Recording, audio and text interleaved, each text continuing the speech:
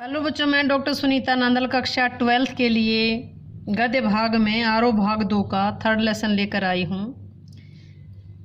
काले मेघा पानी दे, काले मेघा पानी दे 3rd लेसन है। इसके अभ्यास के प्रश्न देखिएगा। लोगों ने लड़कों की टोली को मेंढक मंडली का नाम किस आधार पर दिया? यह टोली अपने आप को इंद्र सेना कहकर क्यों बुलाती थी? दो प्रश्न बने हैं। मेंढक मंडली नाम किस आधार पर दिया? ये जो टोली थी ये अपने आप को इंद्र सेना कहकर क्यों बुलाती थी? गांव के लोग लड़कों को नंग दड़ंग और कीचड़ में लथपथ देख करके बुरा मानते थे। उनका कहना था कि ये पिछड़ापन है, ये ढोंग है, ये अंधविश्वास है। लड़के किस लिए कर रहे थे ऐसा? कि अगर कीचड़ में लथपथ होंगे और हर प्रत्येक घर में जाएंगे, जो जितना पानी हम पर डालेगा उतनी ही ज़्यादा बारिश होगी। लेकिन गांव के लोग क्या कहते थे कि ये लड़के ऐसा जो कर रहे हैं ये अंधविश्वास है, ये ढोंग है, ऐसा करने से बारिश नहीं होती। इसलिए लोग उस मेंढक मंडली को गालियां देते थे, उनसे घृणा करते थे।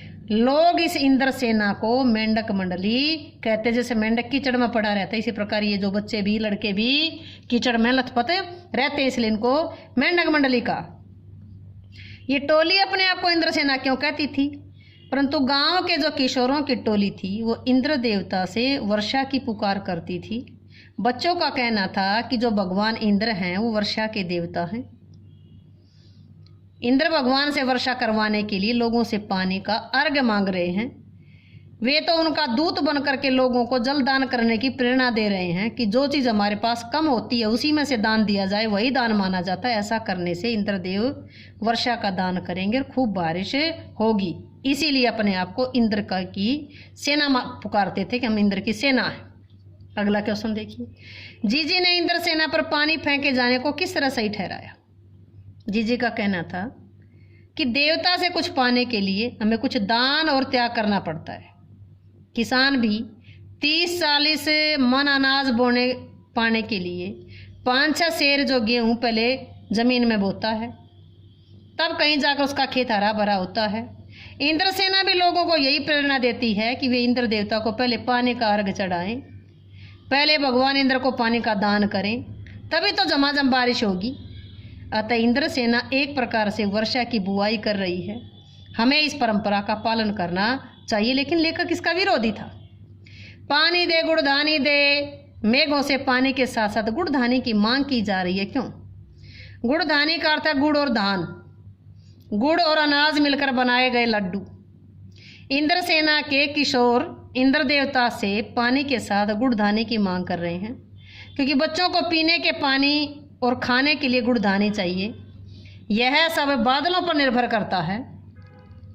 यदि बादल बारिश करेंगे तो खेतों में गन्ना और अनाज खूब पैदा होंगे। इस प्रकार इंद्र देवता ही हमें गुड़ और धान, गुड़धानी देने वाला देवता है। इसलिए बच्चे पानी के साथ साथ गुड़धान की भी मांग करते हैं। यूँ भी कह सकते हैं कि इंद्र देवता पानी देगा तो पानी देगा तो दान होंगे, गुड़ मिलेगा और दान होंगे। गुड़ किससे मिलेगा? ईख से मिलेगा। दान किससे मिलेगा? दान से, यानी कि चावल से। गगरी फूटी बैल प्यासा इंद्र सेना से इस खेल गीत में बैलों के प्यासा रहने की बात क्यों मुखरित हुई है, क्यों प्रकट हुई है?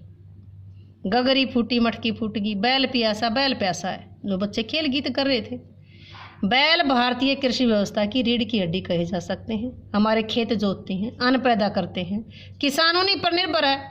अगर बैल प्यासे रहेंगे तो फसल नष्ट हो जाएंगी। लेखक भी यही कहना चाहता है कि वर्षा न होने पर खेत सूखे रहेंगे। खेती का आधार कहे जाने वाले बैल और प्यास से मर जाएंगे। वर्षा ना होने पर हमारे खेत भी, अगर वर्षा होगी तो खेत भी बच जाएंगे। हमारे जो बैल हैं वो भी भूख प्यास से नहीं मरेंगे, यानी कि भूखे प्यासे नहीं रहेंगे। नेक्स्ट देखिए। इंद्र सेना सबसे पहले गंगा मैया की जय क्यों बोलती है?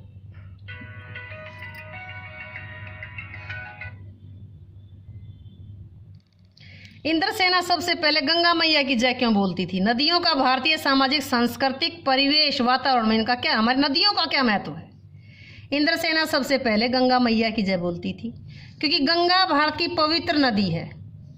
भारत के अधिकांश भाग को जल और अन्न देती है। लोग गंगा की माँ के समान पूजा करते हैं। भारत के सामाजिक, सांस्कृतिक और धार्मिक परिवेश में गंगा का विशेष महत्व है। गंगा, गोदावरी, कृष्णा, ब्रह्मपुत्र नदियां भी हमारी सामाजिक, सांस्कृतिक परिवेश से जुड़ी हुई हैं।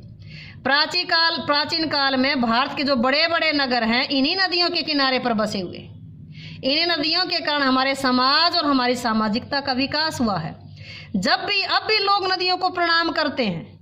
अब भी लोग किसी भी त्योहारों पर, पर्वों पर नदियों में स्नान करते हैं, अपने आप को पवित्र मानते हैं। ऐसा करके हमारे अनेक पावन नगर, हरिद्वार है, ऋषिकेश है, काशी है, ये गंगा के किनारे बसे हुए हैं। जब भी हम इनकी अपनी संस्कृति का गान करते हैं तो गंगा, यमुना, कृष्णा, कावेरी, ब्रह्मपुत्र इन नदियों के नाम जरूर लेते हैं। समझ आया? नेक्स्ट क्वेश्चन देखिए। रिश्तों में हमारी भावना शक्ति का बंट जाना विश्वासों के जंगलों में सत्य की राह खोजती हमारी शक्ति को कमजोर करती है।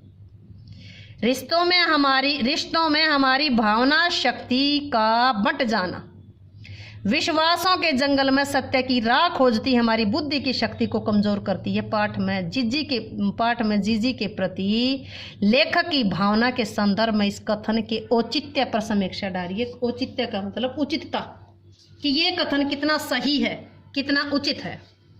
भावना की शक्ति मनुष्य के लिए बहुत जरूरी है। इससे मनुष्य को जो स्नेह की खुराक मिलती है, जो प्यार की खुराक मिलती है, वह जीवन के लिए अत्यधिक उपयोगी है। जो बच्चा भावनात्मक रूप में सुरक्षित रहता है वो हमेशा खुश रहता है, वह विकास की ओर अग्रसर होता है। यही नहीं, इससे मानव का बौद्धिक और शारीरिक विकास होता है, जिसके जो भावनात्मक रूप से मजबूत होगा। बौद्धिक विकास के कारण लेखक कुमार सुधार सभा का उपमंत्री बना, लेकिन इस स्थिति में पहुंच करके सही और गलत के विवेक का सहारा लेता है। लेकिन जीजी ने तर्कनिष्ठ लेखक को यह एहसास कराने का प्रयास किया कि तर्क और परिणाम ही सब कुछ नहीं होता। तर्क और परिणाम सब कुछ नहीं होता। भावनात्मक सत्य का अपना अलग महत्व होता है। भावनाएं बड़ी सूक्ष्म होती है, उनके परिणाम भी सूक्ष्म होते हैं। जीजी की आस्था और भावुकता ने लेखक को एक नए तथ्य की जानकारी दी। लेखक के सारे तर्क हार गए।